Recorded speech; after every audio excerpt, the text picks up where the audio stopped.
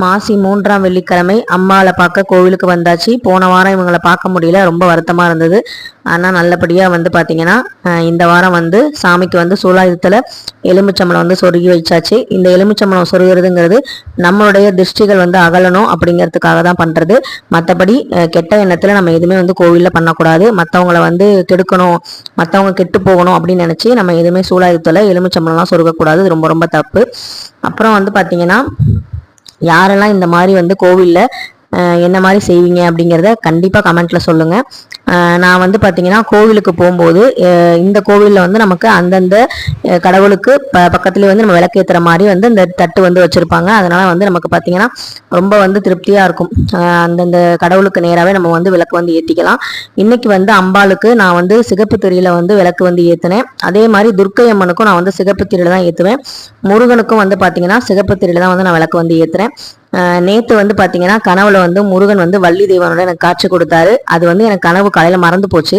காலையில் அங்கே கோவிலுக்கு போய் முருகன்கிட்ட போய் விளக்கேற்றும் போது அந்த கனவே வந்து எனக்கு ஞாபகம் வந்துச்சு. அதாவது அவர் கழுத்தில் இருக்க மாலை வந்து அந்த செவ்வரளி மாலை வந்து அப்படியே வந்து கீழே வந்து மடியில் வந்து ஒரு ஊற மாதிரி, அதாவது உத்தரவு கொடுக்குற மாதிரி சொல்லுவாங்க.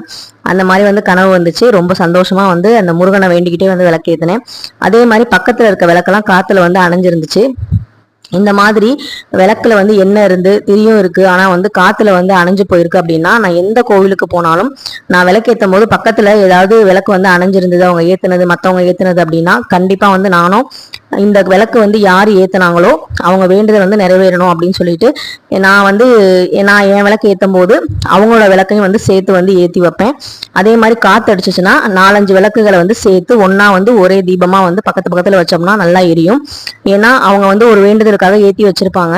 அது வந்து காத்துனால அணைஞ்சு போயிருக்கும். ஆனா எண்ணெய் வந்து பாத்தீங்கன்னா அந்த விளக்குல முழுசாவே இருக்கும். அப்படி இருக்கும்போது நம்ம வந்து மற்றவங்க விளக்கை ஏத்தலாமான்னு கேட்டா நீங்க வந்து ஒரு நல்லதுதான் பண்றீங்க. கோவில்ல வந்து மற்றவங்களோட விளக்கு ஏத்தி வேண்டுதல் வச்சிருப்பாங்க, அது வந்து அணைஞ்சு போச்சு ஏதோ ஒரு சூழ்நிலை.